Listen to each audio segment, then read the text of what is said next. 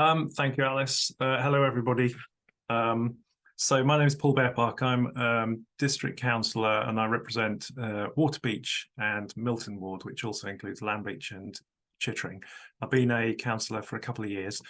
I'm actually not a parish councillor, so I can't really speak too much about parish councils, but I have worked with parish councils quite a lot, and I'll talk about that a bit as well. I haven't got any slides, but I've got a couple of things I will put up and show you. The things I thought I'd talk about are, and I apologise, James and I haven't actually haven't actually discussed what we're going to talk about, so there might be a bit of overlap. How a district councillor can help you with your projects. That's something I thought would be worth going through. I've also got experience kind of running local groups as well, and I thought I might kind of share some of my experiences. Not everything I've done has been successful, so I thought I'd kind of share where I thought things might have gone a bit wrong and where I've learned from them. And related to the district council as well is neighbourhood plans. I don't know whether anyone's familiar with neighbourhood plans, but I spent a long 4 years working with a group in my village to develop a neighbourhood plan. Has anybody heard of a neighbourhood plan or been involved in the development of one at all? Just kind of, okay, great. So we've got a few people, but I will explain what it is. So just kicking off with how district councillors can support your projects. I guess there are two key things I can think of. James might have some more.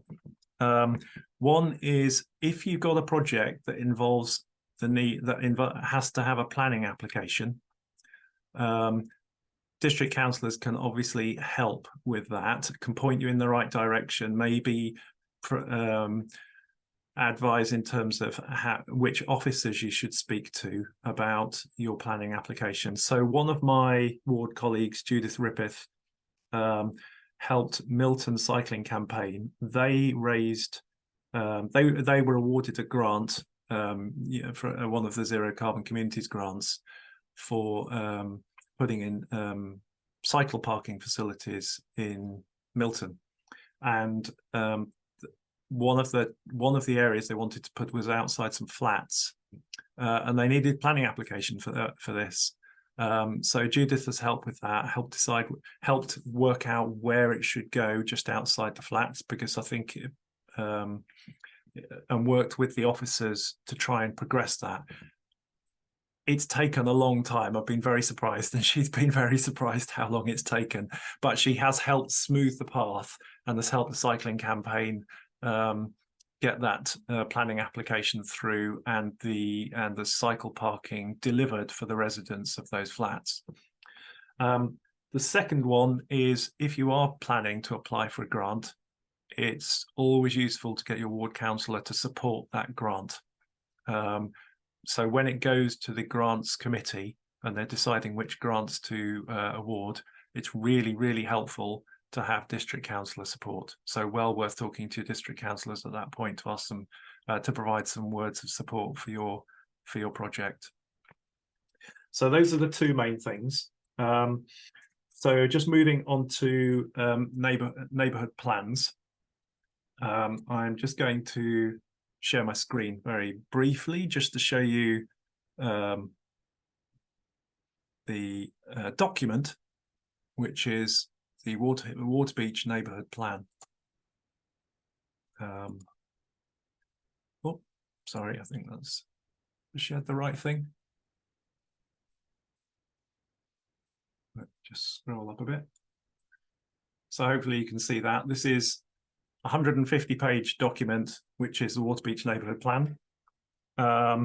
It took us 4 years to develop it, but the reason I'm mentioning this is there was a really good opportunity to kind of build in environmental policies into this plan.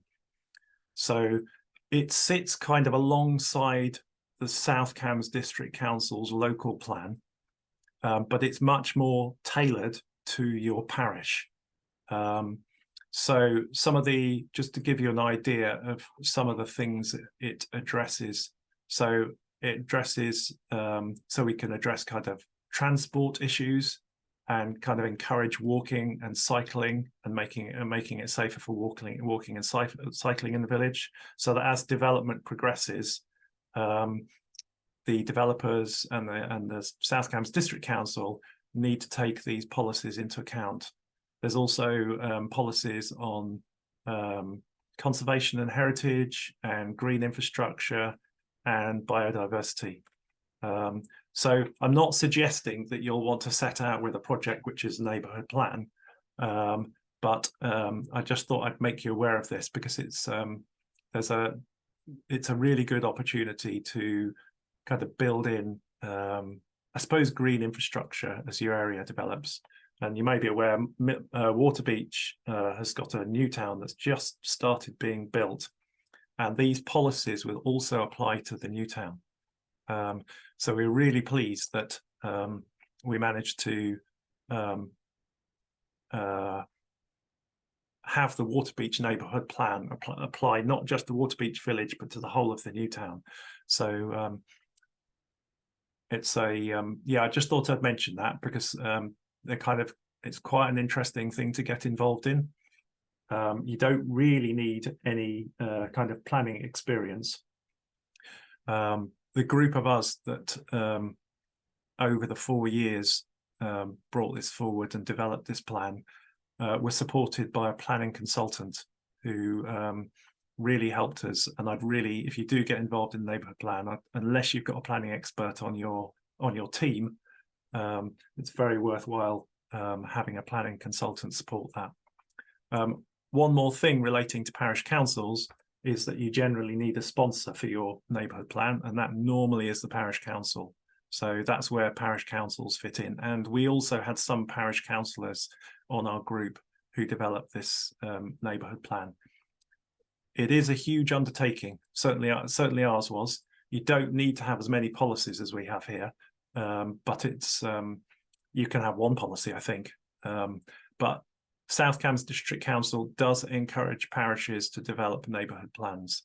It's something that's very much supported by the council. So yeah, thought I'd mention that. And then the last thing, have I got a few more minutes left? A couple more minutes? I think I had 10 minutes, Alice. Is that okay if I speak for a couple more minutes? Yeah, that's fine. I have also been involved in running local groups. So I kind of set up and ran a local cycling campaign. And that again was, that arose because of all the development that's occurring around Waterbeach. And I kind of thought, now's a really good opportunity to set up a campaign to try and ensure, as the development comes forward, we have some good cycling and walking facilities. And we're already seeing some of those being developed. There's one that links Waterbeach Newtown with Cambridge, which has just opened. So that's a fantastic facility, which I think we may have had a little bit of, our campaign did a bit towards, along with CamCycle, to try and encourage the developer to invest in these things. We were also successful with one of the Zero Carbon Communities grants, and we got some cycle racks put in, as Orla mentioned. But I had to work with the parish council there, because those racks needed a home somewhere. They needed to go on some land. So we ended up putting them on parish council land. So there we worked very closely with one of the parish councillors to decide where they should go and what would be acceptable to the parish council.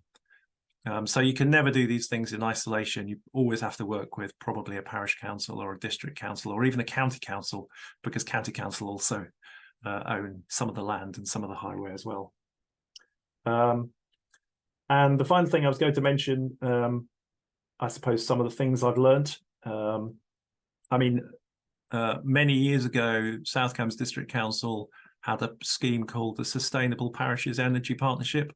And and that was to support local environmental groups. And I set up a local group at that time. And I was kind of very new to this. And I think we ended up spending an awful lot of time deciding what we should do and never actually really did anything. And I think the group eventually kind of folded and it didn't continue because we really couldn't work out what to do. And my advice would be just pick something small and try things out. And, you know, don't if you you may have a grand idea, and if you know exactly what you want to do with that grand idea, that's great. But we really didn't know and really struggled what we should focus on.